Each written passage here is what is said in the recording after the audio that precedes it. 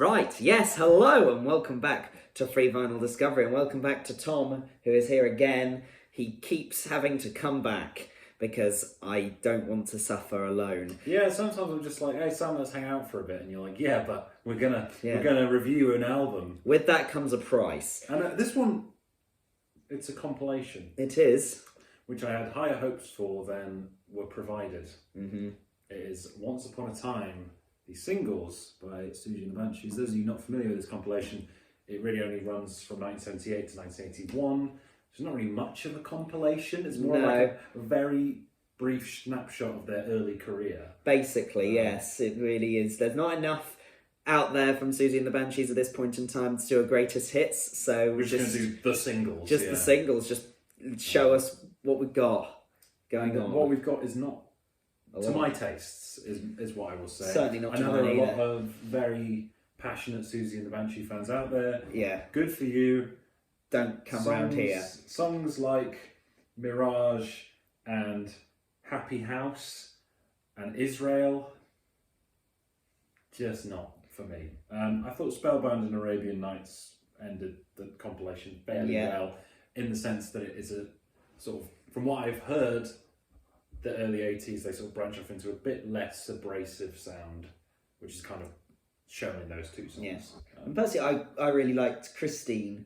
I thought that was quite good. But then again, I think I was just worn down by the A-side. And Happy House. And Happy House. That I needed something. And Christine is that something that gives me a glimmer of hope into Siouxsie and the Banshees' career. Yeah. But that A-side is just... not for you. Not for me. The album itself, the physical form, it plays perfectly.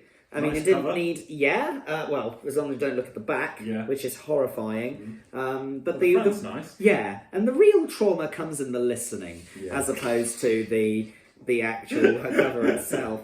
Because, I mean, you've got lyrics that are like hanging from your daisy chain, swinging in the trees.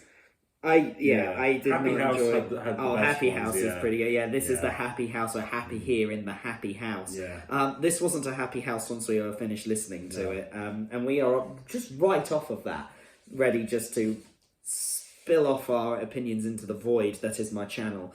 And be done with it. Be done with it, yeah. Off this goes, back into the pile, never to be revealed in the light of day again. You could probably get some good money for it, though. I hope so, because it's not worth anything to me in terms of the listening experience. It might as well be monetarily.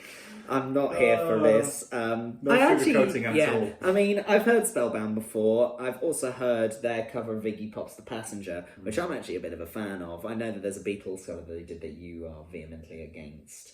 Which everyone knows what that is. Yeah, so that less said about that, the better. And less said about Siouxsie and the Banshees, the better. We're 3 minutes into this Especially review. For our sake, we might get killed. And I've had enough. So, thank you very much for watching, and I, at least, shall see you again. You'll never see me again. Well, you will see Tom again. He thinks you're never going to see him again.